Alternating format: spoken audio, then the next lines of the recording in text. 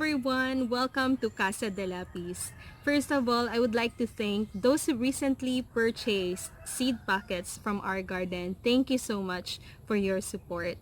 To those who have recently started or are interested in starting your own vegetable and herb garden, I hope that this video will be of great help to you. So, papaano nga ba mag-start ng own herb or vegetable garden? My first suggestion to my friends or clients would always be write down first the herbs or vegetables that you usually consume so that as you invest on the seeds and the other materials, hindi rin siya mapuput to waste. Ang pangalawa naman, buy the seed packets that you'll be needing. We have seed packets in Casa de Lapis, so if you're interested, send us a PM or DM, or you can find in your local grocery stores or local garden suppliers establishments. So, if you already have your seeds, ang pangatlo naman po ay prepare the other materials. So, ano-ano po ba yon?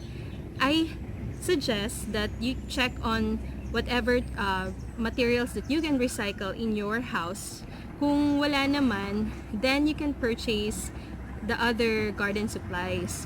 So you will be needing a seedling tray. So this is my favorite. I do invest in seedling trays because I have several plants or vegetables grown in our garden. So I love to use this seedling tray because as you can see, marami pong seeds na pwedeng itatanim in one container and it's reusable. So after, parang by batch siya. By batch yung paggamit nito.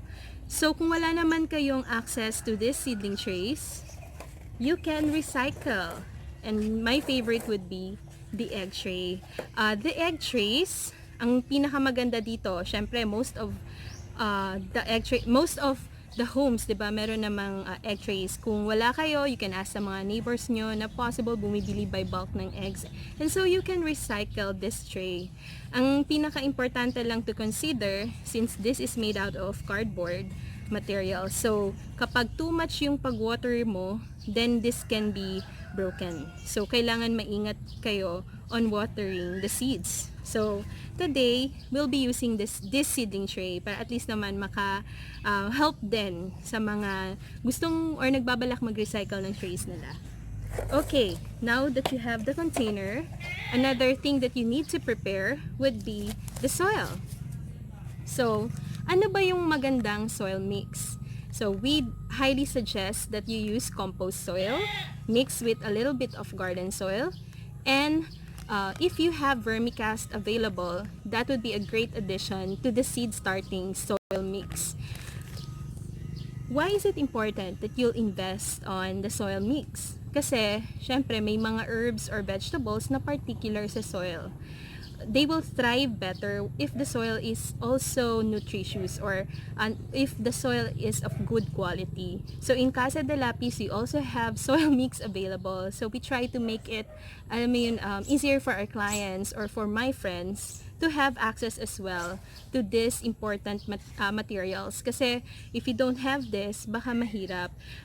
You can use the garden soil that you have in your backyard, especially kung if you dig it up and then block yung soil, most probably healthy yun siya.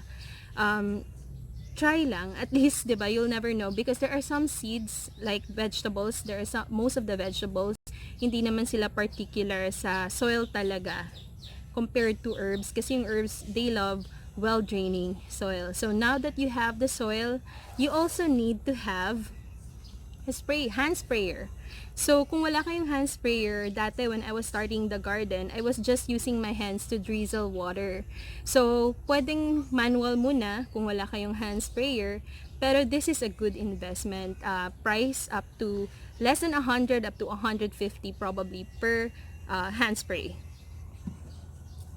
So, you also need a marker. So, very important na permanent marker siya kasi kung washable baka ma-erase lang yung label. It's important to label the seeds that you've planted because some looks alike and when they sprout sometimes magkatulad sila. Usually makikita mo yung difference kapag almost 2 months old na yung seedling. Kaya very important that you label, and you can also trace the growth of your seedlings as well. Kasi you will indicate the name, and at the back of the pop sticks, which is ito yung another material, pwede mong ilagay ang date. So, matatrace mo kung ilang months na ba yung seedlings mo. Okay, you can recycle. You're not limited to using the materials that I've suggested. You can recycle, but at least these are my favorites na pinapakita ko po sa inyo. Okay, so now let's start. We have all the materials that we need, and we're going to plant romaine lettuce. So, marami po kaming lettuce available in Casa de Lapi. So, just send me a PM if you want to purchase your own seed packets. So, I'll be just zooming in. Ayan. So, magtatanim tayo ng romaine lettuce. So, napakasarap ng romaine lettuce leaves sa salads. Or you can mix it sa blended drinks. So now I'm just using my hands. Pero if you're not used to holding or touching dirt like me before, you can always use gloves. But our soil mix is already sterilized. So when you say sterilized, na-pour na po namin ng hot water, and so this is really a safe environment for the seeds to grow healthily. And I do hope that every seeds that you purchase from our garden will sprout. And yes, you can always send us a PM to purchase your very own soil mix. So, hindi ko muna i-feel lahat kasi medyo magte-take time siya. So, we will be planting romaine lettuce. Tada!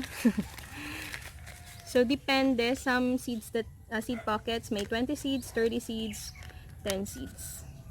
And so napakaliit ng seeds, but it's amazing on how God created these seeds, no, or these plants, kasi kahit ang liit ng seeds, they can grow really big. But in the case of the romaine, by experience, estimated mga 10 inches tall. I often harvest kasi. So, ano naman, ilang seeds naman ang dapat in one hole? You can do overseeding method. I'll show you a sample in a while after I drop this. But for beginners, I suggest kahit 3 to 4 leaves. Ayan, zoom in pa natin. Okay. So, 3 to 4 leaves. And, hindi nyo po pala siya kailangan i-dig talaga. Kahit sa surface lang siya. And, don't worry much, no? Just drop them sa taas.